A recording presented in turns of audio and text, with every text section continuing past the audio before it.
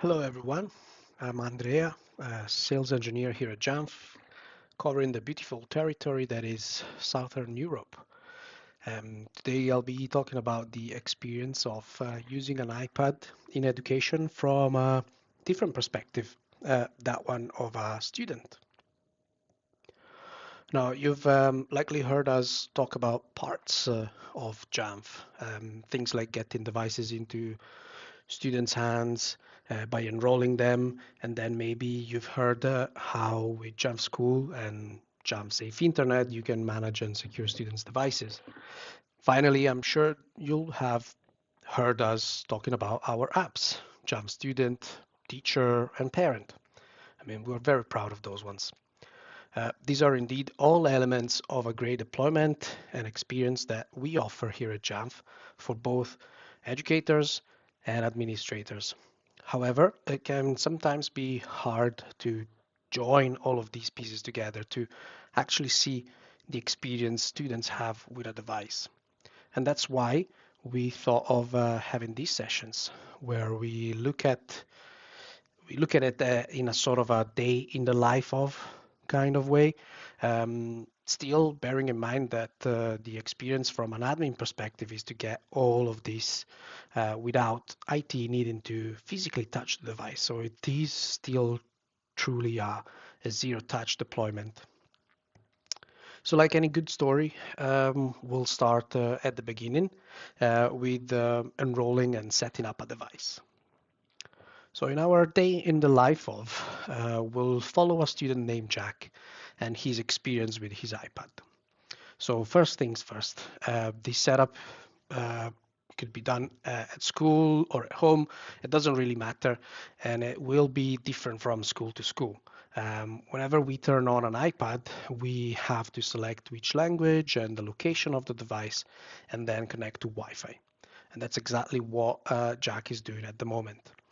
Once connected to the Wi-Fi, Jack's iPad activates with Apple, and this is where things starts to look a little bit different than what is the normal setup of an iPad.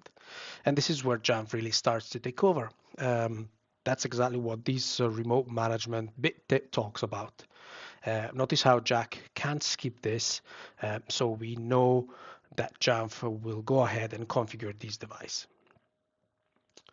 So next, Jack is asked to log in to enroll.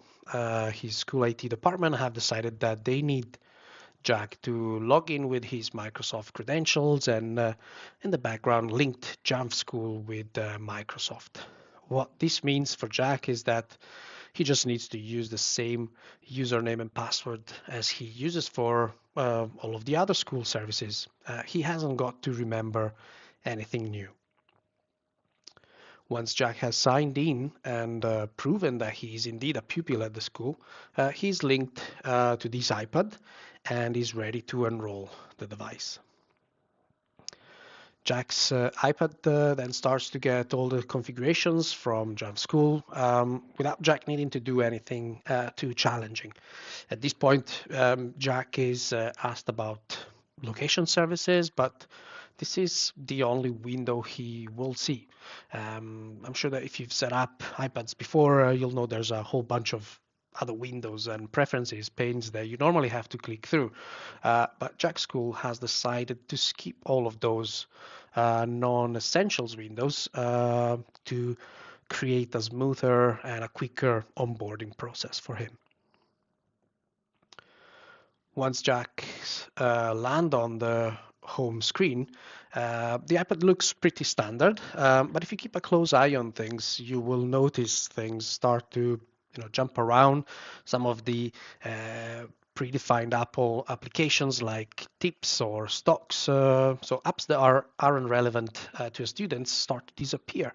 Then the wallpaper quickly changes based on what Jack Schools has configured too. This way, it's easy to then spot a student device over a teacher's device, for example. For this next bit, we've sped up the video for the sake of time, but you'll see a number of core applications start installing onto the device. Again, Jack has not had to do anything for this to start, and IT has not had any hands-on time with the device neither. There was no requirements for Apple IDs or password for these apps to install automatically on the device. Now notice how I said core apps, and I was very specific with this. For us, the core apps are basically business critical and needed by everybody on a daily basis. We all know the saying, oh, there's an app for this, there's an app for that. But the idea of app overload is actually a real thing too. Many schools make the mistakes of installing a whole bunch of apps on everybody's device, even if they never end up using them, or maybe they're not even the target for that particular application. In some cases, schools deploy a number of apps that serve the same purpose, but install them just to give the students the choice of which tool to use. So as an example, we could have Pages, Word, and Google Docs on the same device. Now, not only does this causes, pages and pages of apps on the home screen, but it also takes up valuable space on the device storage.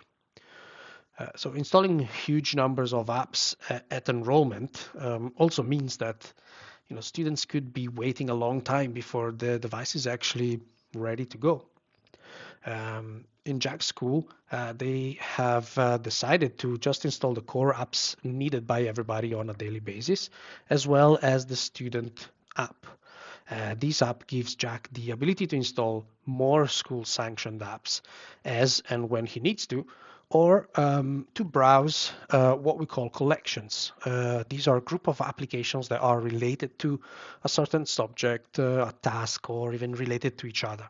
So for example, the Create collection has a host of drawing and design style applications, whereas the Microsoft collection offers all of the Office tools. So Jack is able to then download the apps individually or with a single click, download all the apps in an entire collection. Again, notice how Jack does not need to enter an Apple ID or passwords in order to install apps from Jamf Student. Okay, so Jack has successfully enrolled and set up his device with Jamf's zero-touch deployment, and by that we mean that Jack drove the entire workflow and IT had zero hands-on with the device. However, the setup of the device is just the start of Jack's experience with his iPad. So let's see what's next. What happens now that Jack has the iPad set up and goes to start the school day? So we'll first notice that Jack has also installed some personal applications on his device, and this is something that his school has agreed as part of this deployment. Now I know that's not going to be the case for every school, but that's the decision that Jack School has taken to help students, take ownership and responsibility of their devices. So you'll see Jack has downloaded things like games, social media apps, as well as video streaming apps like Netflix, all of which could be distractions during the school day. So let's start the school day and see what Jack's experience is. So the school is able to send additional configuration to his iPad when the school day starts. This limits the apps available for use while at school and ensures that the iPad it's basically a suitable learning tool without the distractions of personal applications or iMessage or FaceTime, for example. It happened pretty quickly, so I've just highlighted where some of those personal applications like Instagram were before the school day started. The thing is, Jack is a child, and we know children try to be clever and get around these kind of rules. So now that Jack doesn't have any games on his iPad, the first thing he tries to do is find games through the internet. And as we can see, Jack is actually blocked from going to games websites. Now this is because as part of the enrollment and setup, Jack Schools has also deployed Jamf Safe Internet. Now, Safe Internet is our DNS-based content filter, which ensures that students can only access appropriate content wherever they learn. This could be as simple as stopping games or social media sites to ensure that students don't stumble upon inappropriate website or images via a Google search. But just to point out again, Jack didn't need to open an app or set anything up to have this configured on the device. And IT department also didn't need any hands-on with the device. So now that the school day has started and any distractions from Jack's iPad have been removed, let's take a look at what his experience is in one of his lessons. And we're bringing in the teacher's iPad 2 on the right side. Now on the teacher iPad, you'll notice the Jamf Teacher app. The Jamf Teacher app is all about classroom management and managing those students' devices that are part of their lesson. It's a tool to give the teachers the ability to control, focus, and to drive the learning of their lesson. So you'll see here at the start of the lesson, Jack's teacher has locked his iPad into an attention screen, showing that the lesson is about to start, and then he should just pay attention to the front of the class. While this message is active, it's also important to note that Jack cannot do anything on the device. When Jack's teacher is ready to start the first task, they unlock the iPad. And they are able to do this in just a few taps, making it super easy for his teacher to apply and then clear restrictions as the lesson develops and as the tool is needed. So as well as having the ability to setting things on a ad hoc basis, Jack's teacher can define settings before the lesson so that they can focus in the learning even further with just a few taps.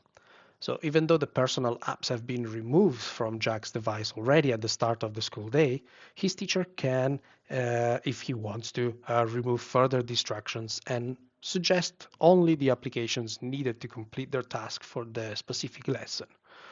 The Jamf Teacher app enables Jack teacher to perform this in just their classroom without needing to put in an IT ticket. So now Jack has all the necessary apps and tools for the class he's in. The Jamf Teacher app is best used alongside the Apple Classroom app, which can still be used to open up apps or guide students to particular websites, as well as view student screens, for example, or even mirror a student screen onto an Apple TV for them. So in addition to an app control and attention screen, Jack's teacher is also able to manage a bunch of device settings during their lesson. So for example, if Jack is usually allowed to use the spell check on his iPad, but the actual task setting class today needs to assess Jack's spelling, then the teacher can restrict this functionality. Again, just for this task or lesson. When the lesson or task is over, Jack's teacher has the ability to either have the iPad returned to the school time setup after a certain amount of time, or to just clear their classroom settings whenever they need. So now that Jack's iPad is back to the school time setup, he's able to move to the next lesson, and then the next teacher has the ability to guide their lesson in the same way if they need to.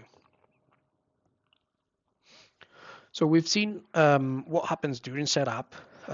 We've seen what happens when the school day starts, and what Jack's experience is during like a lesson. Now that's not the end of the story though. If we're really looking to look at a day in the life of, we need to consider what happens after the school day is over, when Jack goes home with his iPad. So what does Jack see at the end of the school day? So when the school day ends, those additional configurations that were added to the device at the beginning of the day are removed. That means that Jack has now access to his personal apps again and can now play his games or watch a little of Disney Plus or Netflix, whatever. The thing is, if Jamf School has decided that iPad goes home, that likely means they want Jack to still use the iPad to complete homework and continue to learn at home, as well as being able to, of course, use it as a personal device when in his spare time. Jack's mom and dad also want to make sure that he has actually done his homework before he starts to smash his best score on Candy Crush. And that's why Jack's parents have installed the Jamf Parent app on their mobile devices. The Jamf Parent app is very similar to the Jamf Teacher app in that it enables parents to further manage their child's device while it is at home to basically continue the learning. So Jack's mom and dad want him to spend an hour and a half hours um, doing homework once he returns from school. And Jack's school has communicated to his parents the apps that are required to complete homework tasks. So they are now selecting those apps. But the great thing is that the parent device does not need to have these apps installed in order to select them. So that they can just lock the iPad onto those apps. Once they've selected the amount of time that want these settings to last and the apps to display, Jack's iPad is ready for his homework session. Jack is about to start off his homework sessions the same way he always does, by checking his email. He notices that he has an email from IT support and it says it's urgent. The email explains that the school has had a breach and that he needs to reset his password by following a link.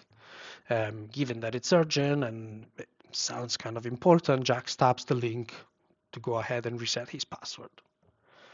Jack expects, well, most of us would, that we'd end up at a Microsoft site, and after all, the link was office365accounts.com, but actually, the email was not from his school IT support team. The email was a phishing attempt that was looking to get Jax to give up his username and password. Now we know from early in the school day that Jack's iPad also has Jamf Safe Internet deployed on it. And as well as being a content filter, Safe Internet also protects students against web-based threats such as malware, spam, and as we just saw here, phishing attacks. Had Jack followed the link and entered his username and password, he might just have given a bad actor access to a school system where they could have then attempted to gain access to other users' accounts, working up the system to gain wider access and potentially accessing confidential data. So further to this, Jack might have used this email address and password for other services or accounts which would now be susceptible to attack too. So it's a great thing that Jack School thought not just about managing the device, but also how to further secure them no matter where the student is. So back to the homework. While Jack is doing his homeworks, he'd really like to listen to some music. And Jack's parents can add or remove additional apps during the app lock period without needing to end the sessions and then restart it again. So it's super easy to amend this for Jack's parents. And let's face it, Jack not at school, so some background music might just be the thing he needs to get his homework done in time. If Jack finishes his homework before the timer, his mom and dad can disable app lock, which will then return the iPad back to the personal use setup. Or once the timer runs down, it will return to this state automatically. Jack's parents are okay with Jack using iMessage and FaceTime, which are allowed in personal time. However, if they weren't, the parent app enables them to disable those in personal time as well as the school disabling them during school time. So this is really useful for Jack School since they have a number of parents wanting their children to use iMessage and FaceTime and another number of parents that don't. The school simply enable the apps during after school hours and have advised the parents that don't want their children using them to disable iMessage and FaceTime within the parents app. Now Jack's parents want to set that homework session we've just seen every day at the same time. So using device rules, Jack's parents can configure these settings once and they will just trigger every day automatically.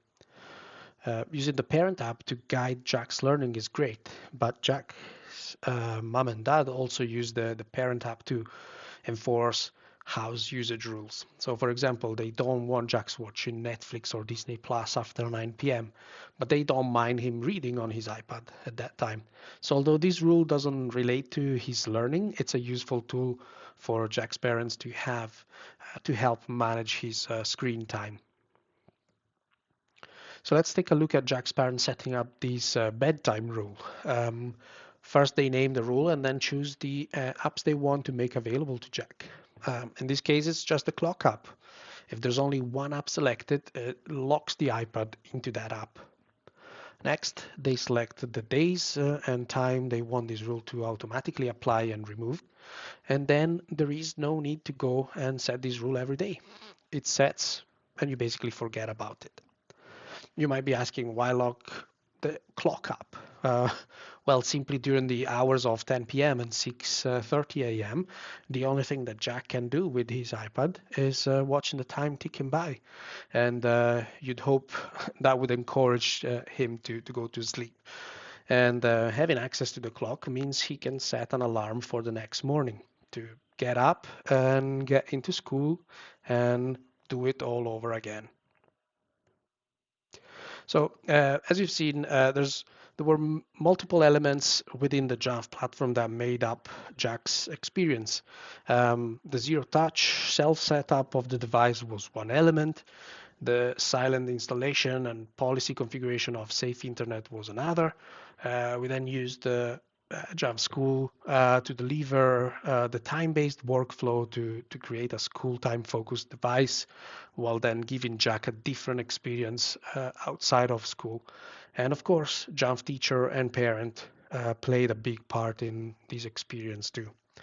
So if we took each element on its own, sure, it's interesting, but it's not always clear how they really fit into the big picture of what Jamf can deliver and how we manage and secure Apple devices, ensuring that educators and students have trusted access to devices that don't get in the way, enable purposeful deployment, and transform classroom.